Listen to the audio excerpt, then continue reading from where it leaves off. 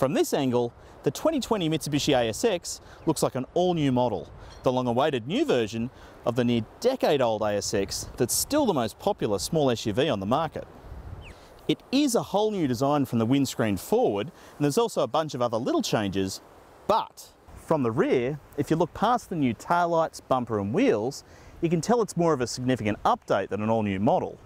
But have they done enough for it to properly compete with a whole bunch of much newer rivals? Stay tuned. But first, if you want all the nitty-gritty on the new ASX, make sure you read my full review at carsguide.com.au. And if you're watching this on YouTube, be sure to hit like and subscribe to stay on top of all our latest videos. This one's the top spec Exceed, which still sits above the base ES and LS, but it will now be joined in December by new sports flavoured variants called MR and GSR to pad out the range to 5 trim levels. So it'll then stack from ES to MR to LS to GSR to Exceed. If you look at their list pricing, they've all gone up a notch, but this is disguised by Mitsubishi now offering drive-away pricing deals across the board, which are planned to continue indefinitely.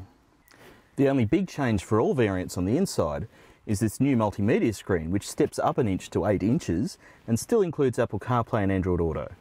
All trim levels aside from the Exceed now come with new seat trim, and thankfully all versions now come with AEB standard that works up to 80 kilometres an hour. With the base ES, you still have to pay $2,500 extra for lane departure warning, auto high beam, reverse sensors, blind spot warning, lane change assist and rear cross traffic alert, and it's worth noting that this isn't available on the MR, although it does get the parking sensors. All ASXs have had a maximum 5-star safety rating since 2016, but it's worth noting that this rating is based on being tested all the way back in 2014. There's nothing new in the back, but the ASX's trump card has always been its decent cabin practicality for its size. There's decent room back here for my 172cm height behind my driving position, and you still get the standard cup holders in the centre console, ISOFIX points in each outward position, but notably there's no bottle holders in the doors, and the only rear vents back here are under the seats and not adjustable. It's a similar story back here. The ASX has always had a decent boot that should easily cover 4 occupants, but it's worth noting that the new Exceed's Rockford Fosgate subwoofer is said to eat up 50 litres of space.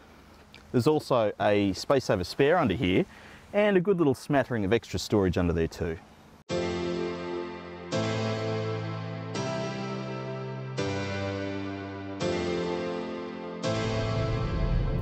Aside from the styling changes, the 2020 ASX's biggest change is that the top 2 variants, the GSR and the Exceed, now get the 2.4 litre petrol engine from the Outlander, and a whole bunch of other Mitsubishis we've seen over the years.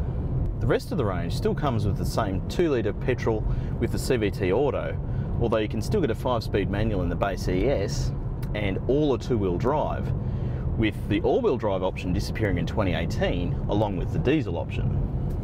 So that pretty much sums up the mechanical changes to the new ASX, which has been tweaked here and there over the years, but nothing else this year.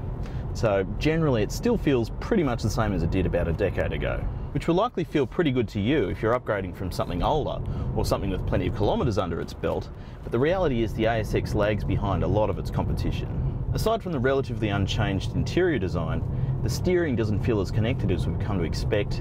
It's kind of lacking in general refinement, and there really isn't anything special about the mechanical package or its general handling. The 2.4 litre does have some bigger numbers than the 2 litre, but you wouldn't call it sporty.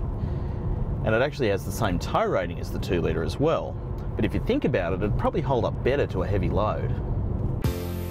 We also had a steer of the 2 litre, and you have to be paying attention to notice the difference between it and the 2.4 with just 2 passengers on board. In terms of fuel consumption, the 2.4 only uses 0.3 litres per 100 kilometres more than the 2 litre, but both of them are definitely at the thirstier end of the small SUV class. It would also have been nice to see the 1.5 litre turbo from the Eclipse Cross make an appearance, which is actually a pretty sweet unit, but I doubt it'd make much of a difference given the ASX is fundamentally a pretty old design. But I can see why the ASX has stayed so popular with Australian small SUV buyers. On paper, it's a good match for its newer competition, and that's even more true now than ever. In the flesh, it does lag behind the better options in this class in a number of key areas though. But Mitsubishi should be commended for keeping on top of the most important details.